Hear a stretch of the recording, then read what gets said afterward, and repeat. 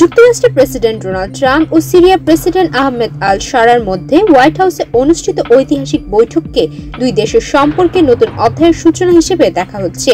1946 সালে স্বাধীনতার পর এই প্রথম কোন সিরীয় প্রেসিডেন্ট সরকারি সফরে যুক্তরাষ্ট্রে গেছেন।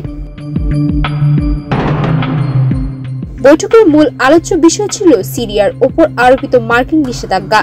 যুক্তরাষ্ট্র সাময়িকভাবে 180 দিনের জন্য সেই নিষেধাজ্ঞা স্থগিত রেখেছে। সিরিয়ার পক্ষ থেকে আশা করা হচ্ছে এই বৈঠকের মাধ্যমে নিষেধাজ্ঞা সম্পূর্ণ প্রত্যাহারের পথ সুগম হবে। প্রেসিডেন্ট ট্রাম্প বৈঠকে বলেন, আমরা চাই সিরিয়া এগিয়ে যাক, অতীত ভুলে নতুনভাবে শুরু করুক। তবে গম্ভীর আলোচনার মাঝেই ঘটে যায় মজার ঘটনা, যা এখন সামাজিক যোগাযোগ মাধ্যমে ভাইরাল। এক্সট্রিম মশার কয়েল প্ল্যান্ট ফাইবার দিয়ে তৈরি, তাই সহজে ভাঙে না, সুগন্ধিযুক্ত ও নিরবিচ্ছিন্নভাবে জ্বলে। ডেঙ্গু, চিকুনগুনিয়া বাহি সহ যে কোনো মশার বিরুদ্ধে দেয় এক্সট্রিম সুরক্ষা। বৈঠকে এক পর্যায়ে ট্রাম্প সিরিয়ার প্রেসিডেন্টকে এক বোতল পারফিউম উপহার দেন এবং বলেন, এটি সেরা ঘ্রাণ, আর এই আরেকটি বোতল আপনার স্ত্রীর জন্য। এরপর হাসতে হাসতে প্রশ্ন করেন, আপনার স্ত্রী কয়জন? আল শারা হেসে উত্তর দেন, একজন। তখন ট্রাম্পও হাসতে হাসতে বলেন, তবে জানেন তো এখন কি হয় বলা যায় না।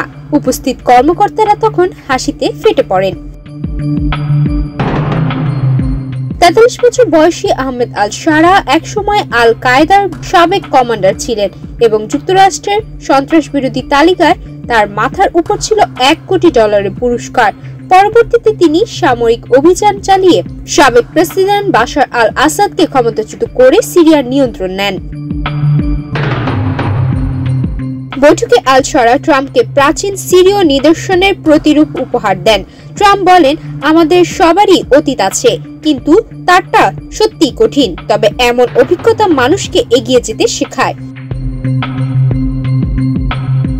এই সফরকে মধ্যপ্রাচ্যের রাজনীতিতে একটি বড় পরিবর্তনের ইঙ্গিত হিসেবে দেখা হচ্ছে। দীর্ঘদিনের বৈরিতার পর যুক্তরাষ্ট্র ও সিরিয়ার মধ্যে সম্পর্ক উষ্ণ হতে শুরু করেছে।